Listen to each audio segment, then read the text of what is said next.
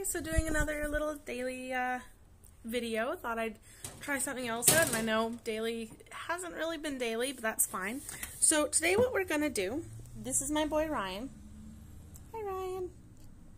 He's hanging out on his little statue. It's lunchtime for him. Well, more like dinner, but I am going to give him some worms, and I thought, hey, why not? We could do it together. So, little story about Ryan. I absolutely love this guy. He's my little bearded dragon. I actually got him off of Facebook, of all places. And little dude didn't actually get fed live insects when he was young, which is something you definitely need to do when they're young, because they need that protein. Hey, buddy.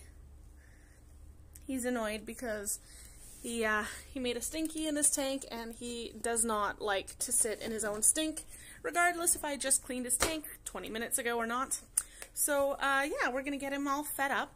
When I got him, he wasn't given any live insects, which sucks. Not a good thing, because when they're young, they need that protein.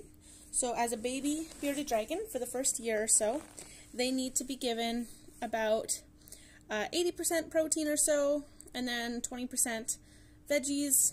Numbers kind of vary. And then when they get older, they need more veggies, less protein. So he's a year old, a year and a bit actually. I believe he'll be 2 years in June, so I guess a year and a half. And when I got him, he was tiny. He was just a little baby. He looked like he was 3 months old, but he was already a year old when I got him in June. So he's been doing really good. He's been eating his veggies and eating his protein. And so we're going to give him some worms today, just some mealworms. We give him superworms. And you can't really tell because he's just kind of laying. According to his previous owner, he had scoliosis. So we haven't really seen much about it. He's just chilling out. He likes to just hang out. Hey, buddy. And so we make sure that we put calcium powder on his worms just to be safe. And then that way, if he does have any sort of bone issues, he is getting the treatment he needs for that. So I'll put you down with him. And I'm just going to grab his crickets. Or, sorry, not crickets. What am I grabbing? His mealworms. We had him on crickets, but as soon as we started feeding him mealworms, he just stopped eating the mealworms, which was kind of goofy. I'm hoping he doesn't freak out seeing the lizard in the video, which is just himself. Sometimes they do that, and they go black and they bob up.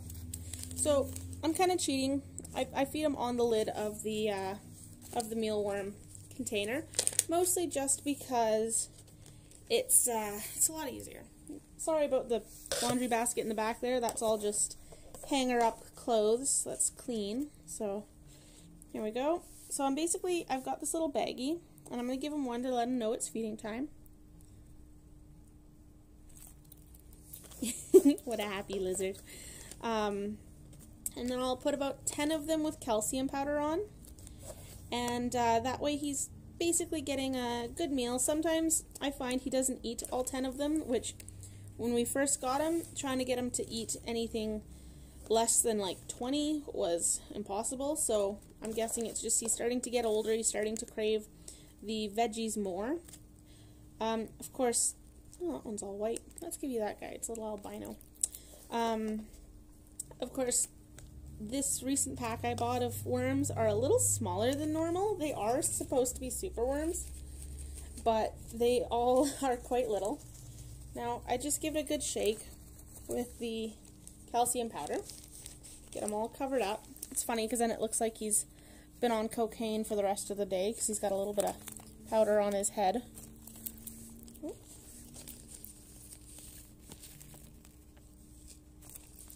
Let's just dump the whole thing in there. I need to replenish the calcium powder. So yeah, there's my, there's the worms. And the little boy. And it's great because sometimes when we don't do the calcium powder, I'll just put him across the room a bit. I feed him outside of his tank because I don't want the worms to get away and then get all under his tile and, you know, find them a couple of days later. It's okay, buddy. He's not a huge fan of things on the phone, which is funny because he'll sit and watch Netflix with me. That's always good.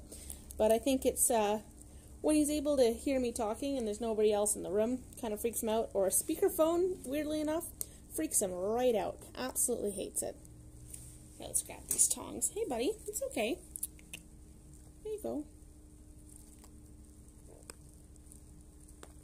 Oh, come on, you can do better than that. There you go. It's a little distracted from the camera. Now, sometimes we can get him to do a trick where we pick up the worm and put it above his head, and he'll catch it, but I don't know if he's up for it now. He can hear the motorcycle outside, and he likes to... There you go, buddy. Come on. You got 3 left. He likes to sit at the window and watch the traffic go by, and I have to keep an eye on him because I've got a lot of my plants up there, and I'm not 100% sure what is safe for a bearded dragon. Most of it is succulents, so should be alright, but might be a bit tough for him. And that's all the worms there. I'm just going to throw the rest of the calcium powder in with the rest of them. I just get the good old, packet of worms. So yeah, when we got Ryan, poor little dude was just tiny. Okay, buddy, I'm going to pick you up. Poor little dude was just tiny and just so small. And so we set him up with his 40-gallon tank. Excuse me for a moment. Set him up. Here's his 40-gallon tank. Needs a little bit of a tidy. Tends to be one stinky boy when he needs to go. And he gets to sit. We set it up originally. So just a little info. We've got these backdrops sort of on our on his tank because we found he would start bobbing at the glass, which we realized he could see his reflection in the glass, and he'd think it was another lizard, and he'd try to fight it. And, well, it was adorable because he'd be running at the glass, bobbing his head and poking his nose at it. We didn't want him to hurt himself, and we didn't want him to get stressed out for no reason. So we essentially decided to stick some, honestly, they're dollar store behind the sink little stickers. So they're supposed to make your house look nicer because it's supposed to be tile, but I mean, they're still dollar stores, so they don't exactly do the best at looking at like tile, but they really help bounce the light in there so it lights up the whole tank better. What is it? I think you can see the traffic. It's just right there, so he's able to watch it go by. And we set that up, and we originally had him on a Repta carpet, which isn't the best because they can get their little claws stuck in there. He's got the cutest little feet. Give me a look. Yeah. And we didn't want them to get stuck and start breaking and hurting him. So we checked out the Reddit community for the bearded dragons, which I have to admit, one of the best communities I've been in. They are 100% there to try and help you and make sure your bearded dragon is doing all right. And so they suggested tile, so I went up to the Restore, which is basically just leftover bits from construction and whatnot goes into the Restore, and then they are through the Habitat for Humanity. So it's a lot of extra giving there, goes back into the community.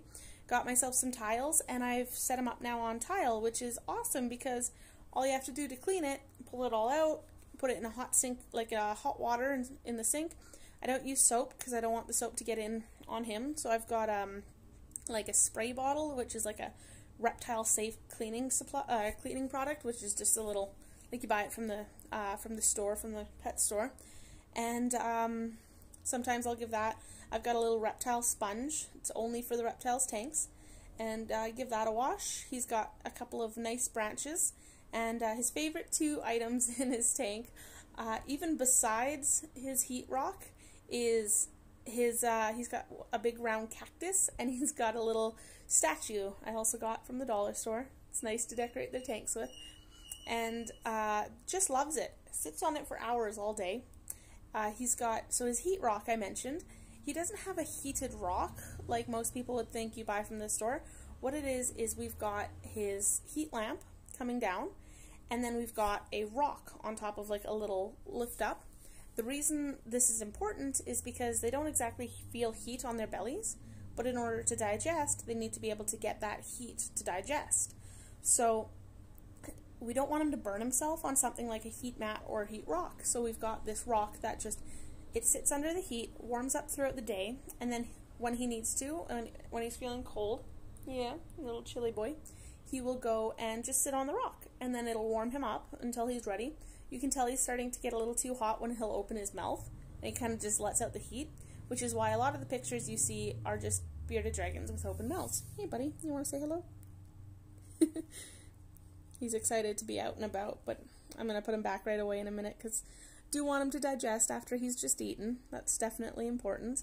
And I've got him actually right now, we're sort of playing around with a waterfall. Now, we don't have a very humid house. It's actually quite dry, so it's not going to expand his humidity too much. But this little dude is from Australia, so he doesn't want too much humidity and he needs a lot of heat. So we've got a ceramic heater in there, which is like, it's basically his heat light, but it's not an actual light. And then we've got a UV bulb, and then we've got a daylight bulb just to make it a little brighter. And all of that is on a timer, so it's not hot and humid and anything like that all the time. And we put this waterfall in, and it's great because it didn't boost the humidity much. It was still under his regular temperatures and everything, but this thing goes through water so fast. You have to fill it up 3 or 4 times a day, and so we thought we'd try and leave it as just sort of a bathing area / water dish, mostly because it's a little bigger than a water dish, and give that a go, but we'll see how it goes. And here, I'll put him back in a minute, but we've also got my corn snake, Jasper. I'm not going to get too close because he's a little afraid of the corn snakes, but let's see if I can get you to see him there. You can sort of see him poking his face out. Another day, when I do a video, I will introduce you to Jasper, and we'll pull him out. He's an absolute, just a doll. Absolutely love him, and he is a full-blown rescue, so I can tell you the story of how we got him. Ryan, of course, has been growing. He's tripled or quadrupled in size since we got him last June, and he's starting to be a lot of fun when it comes to putting on harnesses, and we're going to get him little hats, and of course we're only going to do it as long as he's okay with it. You can generally tell the best part about bearded dragons, you can tell when they don't like something because their beard will blacken. And the reason they are called bearded dragons is because when they get stressed or sometimes horny or just uncomfortable, their beard will get black. If they feel threatened, the beard will puff out, and so it's big, round, black beard. And that's why they're called a bearded dragon. So, it's a little info. We'll say bye-bye, Ryan. Bye-bye. Until next time.